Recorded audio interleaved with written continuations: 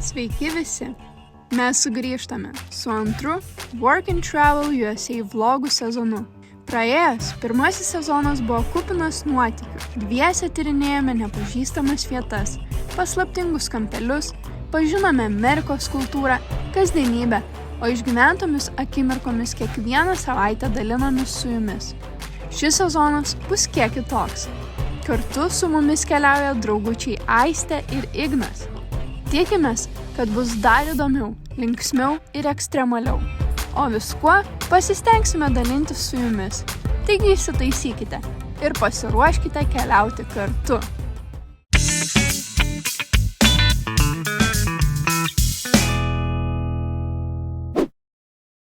Labadiena. Season 2. Žodžiu, šiandien yra spalio 13 diena. Tai aš jau spėjau ir užsiregistruoti, susimokėti 20 eurų pradinių mokestį ir pasirašyti sutartį. Ir dar pajoinint grupę į Facebooką. Tai manau, kad kelionė bus truputį kitokia, nes planas važiuoti yra 4. Ir pagrindinis ir pradinis mūsų tikslas yra, kad mums pasisektų nuvykti į Havajus, kas yra sunku, bet aš tikiuosi, kad mums pavyks. Tai žiūrėsim, kaip mums seksis. Tai žodžiu, šiandien yra sausio 10 diena. Visą tą laiką ieškojomės darbo, nes tikrai labai norėjome į Havajus ir darbą radom iš tikrųjų. Susiradom žmonės, kurie mums padėjo, labai daug patarė. Bet galų gale gavom iš savo agentūros Lietuvoje laišką, kad patys Havajuose ieškotis darbo negalim. Nu ką, praėjo truputis laiko, aprimo visos emocijos, nes tikrai buvo gana liūdna dėl Havajų. Savarankišką darbą paieškojau, buvo protestai iki vasario 15 ir pajungėm visas pajėgas iš tikrųjų. Šiaip ne taip, susiradom potencialią darbo vietą visiškai su lietuvės pagalba, nes peržiūrėjom tą vietą, mes visiškai visi iki vieno susižavėjom, įsimylėjom ir man atsakė iš tikrųjų šitą kavinukė. Ir tą pačią dieną vyks pokalbis, ta prasme dar taip greitai niekas nebuvo įvykę. Tai šiandien vakare jau mes turim pokalbį su jais, labai iš tikrųjų jaudinuos. Taip, tikiuosi, kad viskas bus gerai ir galės pasakyti, kurgi mes čia sugalvojom važiuot. Eina savo kabėjau. Kaip aš ją egzekuoju.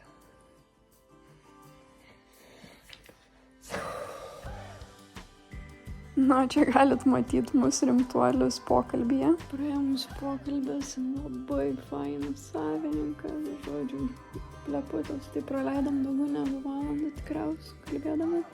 Dabar beliko iš Lietuvos pusės pasitvirtinti, kad viskas okei, tinka. Jeigu mums pavyks, tai laukia vasarėlė tokioj unikalioj vietoj, kad negaliu patikėti. O Dieve, filmuoju šimtąjį kartą, nes tiesiog iš laimės žodžiai makaluojas. Tai tikriausiai gavau geriausią gimtadienio dovaną, nes ką tik jį atšvenčiau. Tai buvo laiškas iš mūsų būsimo viršininko su darbo oferiu. Tai reiškia, kad mes galime daryti dar vieną žingsnį ir pranešti apie tai mūsų agentūrai Lietuvoje. Na ir tikiuosi, kad viskas dabar jau tikrai bus gerai ir nebus jokių nesąmonių kaip su Havajais. Nu tai ką, sugrįžtu. Šiandien yra vasario 28 diena. Ir iš tikrųjų jau senai yra aiškesnių dalykų, tiesiog vis neįsijungiu papasakot, nes tiesiog bijau. Mes esame užsirezervavę darbus, kol kas esam tik tai užsipildę pagrindinius ten tokius basic informacijos lapus sponsorių sistemoje. Tai va. O čia noriu papasakoti šiek tiek daugiau to, ko nepaminėjau pirmą kartą. Tai visų pirma, kaip ir minėjau, mes darbą susiradome patys per savo pažintis iš Amerikos. Bet kai pranešėme apie jį savo agentūrai Lietuvoje, žodžiu, gavosi taip, kad mes jo negalėjom traktuoti kaip savarankiškai susirasti, nes mūsų darbdavys nenorėjo bendradarbiauti, net nenorėjo, tiesiog negalėjo bendradarbiauti su kitų sponsoriumi. Bet kažkaip atsitiko taip, kad tas mūsų darbo pasiūlymas buvo atsiradęs mūsų agentūros sistemoje ir dar nebuvo publikuotas ir mes apie jį sužinojom. Ir žodžiu, gavosi taip, kad tiesiog pagrebėm iš karto. Tai šitoj situacijai mes, pralaimėjom tik toj pusėj, kad už programą teko susimokėti keliais šimtais daugiau. Bet išlaikėm savo planą, išlaikėm darbo vietą, kurią buvom tarsi sutarę su darbdaviu ir viskas kaip ir gavosi neblogai. Tai va, tokia buvo ta mūsų situacija. Tai čia pildom dokumentus. Reikia visokių pažymų apie studento statusą, bet tokią formą užpildyti ir tai va. Nepatikėsit, sugrįžtu su labai gerom žiniom. Pagaliau daugiau pozityvo mūsų šitoj kelionės istorijai. Tai čia yra kovo 8 diena ir bent jau aš jau tikrai galiu jaustis rami, nes gavom darbą 100%, viskas sistemai pavykę, supildyta ir taip toliau. Ir jau pasirašėm daugybę dokumentų, tai paskutinis stepsas, kurį darėm, tai reikėjo iš tikrųjų nusiųsti paso, kopiją, ten užpildyti, ranką pasirašyti kai kurios dokumentus ir nusiųsti, bei gauti pažymą iš universiteto su parašu būtent, kad tu studijuoji šiuo metu. Tai viską gavom. Viskas pavyko, jau kiek žinau, Aistė su Ignu, mūsų draugai, prieš kelias dienas viską gavo. Nežinau, toks kaip ir jaudulys truputį jau sukilęs, bet labai džiaugiuosi, kad galų gale visa šita istorija kaip ir sėkminga, su galbūt dar geresniu scenarijum, negu mes planavom. Na ir čia pildom dokumentus vizai, tai labai sunku dėl to, kad sistema labai grybauja ir atsijunginėja, bet galų gale mums pavyko. Ir pagaliau, supildžius dokumentus, žodžiu, susimokėjus ambasadai mokestį, galima keliauti į ambasadą, o mūsų atveju, kadangi keliaujame nebe pirmą kartą, tai keliauti ten nereikės. Šį penktadienį atiduosim savo pasą agentūrai ir viską jie sutvarkys. Na, o dabar galit pasižiūrėti, kaip šiandien sekėsi Ignui ir Aistei ambasadai. Važiuojame į ambasadą. Akmenų gatvė 2. Aš tai labai bijau, Ignas nebijo visiškai. Einam į ambasadą jau. Išvarė apsauginis. Jo, mes pasistatėm prie ambasados vartų ir mus išvarė. Ten pasistatėm ir mus tiesiog išvarė ir sako, čia žinokit, negalima statyti. Tai mes tokie. Ir net ne apsauginis, o policininkas užšauto. Jo, ir jis tiesiog buvo pirmas mūsų interactionas ambasadai iš tikrųjų. Tai nieko, gera pradžia, pusė darbo. Karočią, negavom vizų.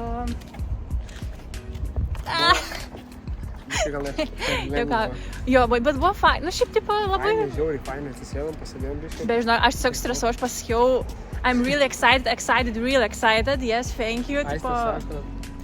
Kažkaip sen mes Hi, klausėm. how are you? Hi, fine, good, thanks. Fine, good, thanks.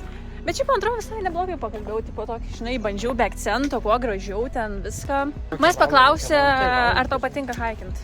Valandų nežinau, bet šiaip visai greit. Tai mes realiai valandėlį užtrukome, nes su viskuo, kol įėjom. Jo, laukiamam 15 minučių. Jo. Tai va, tai labai fain, dabar keliausime į oro uostą. Nu tai va, sveikinu susipažinus su Ignu ir Aiste, kurie keliaus su mumis ir tikiuosi dažnai pasirodys. O mums beliko susirasti bilietus į mūsų X valstiją. Šiandien yra kokia data? Šiandien yra 19 balandžio. Ką mes darome? Ieškome bilietų, kur nekraunama pas jūs. Na, labai sekas. 4 hours later. Mes vis dar be bilietų. Viskas gerai, viskas bus gerai.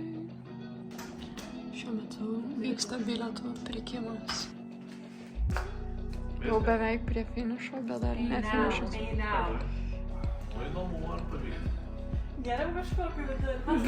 Biški.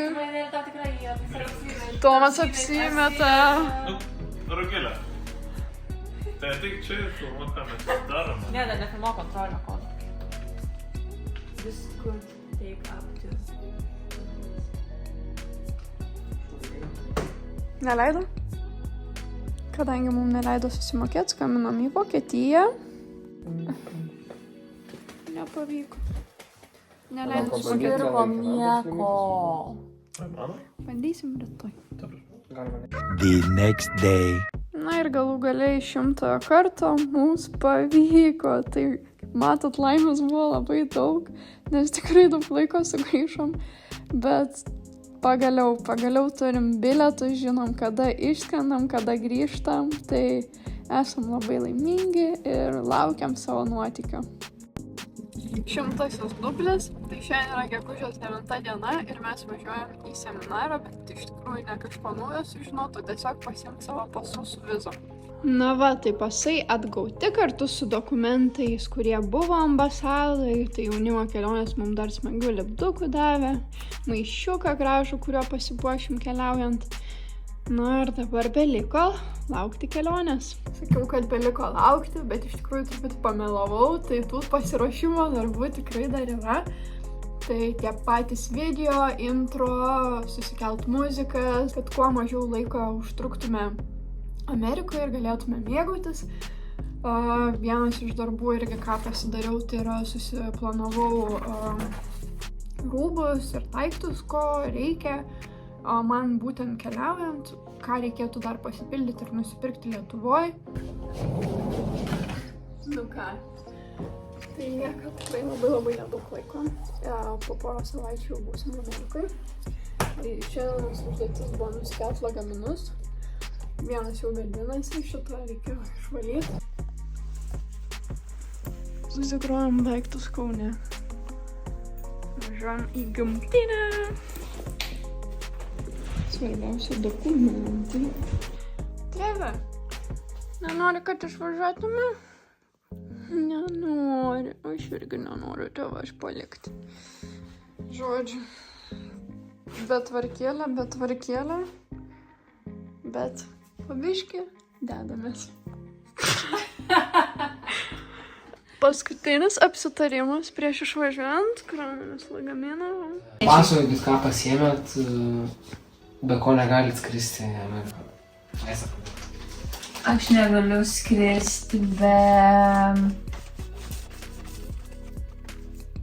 problemų su visų, nes visas laivas, ką sudėjau, yra žiauriai svarbu, man atrodo. Tai manau, be ausinių negaliu skristi, pasiėmėm šitas. Same kraunas. Čia nežiausiai. Man labiausiai. O, rūbai, tai žinai, aš pagalvoju, kai buvom Nusipirga. Nu, va, tipo, negali be dokos skristi, nes nepraeisi. Nėra, kad žiauriai patiktų dokas. Tomai, be ko tu negali skristi? Sakom vieną daiktą. Be tavęs. Net nepagalvojau realiai to padaryto, net nepagalvojau. Aš realiai be savo skincare rutinus. Aš taip ir pagalvojau, kad tu taip sakysi. Nes dėlė kiek yra. Aš negaliu be nuotraukų. Nuotraukyčių daug.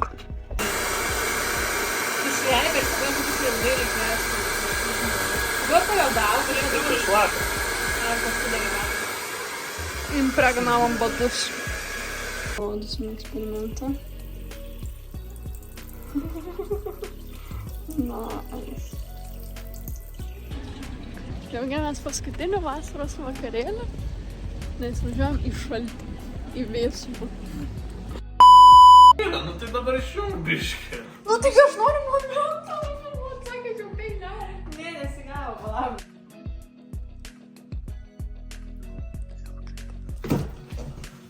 Gerai, blogą baigiam. Bye bye.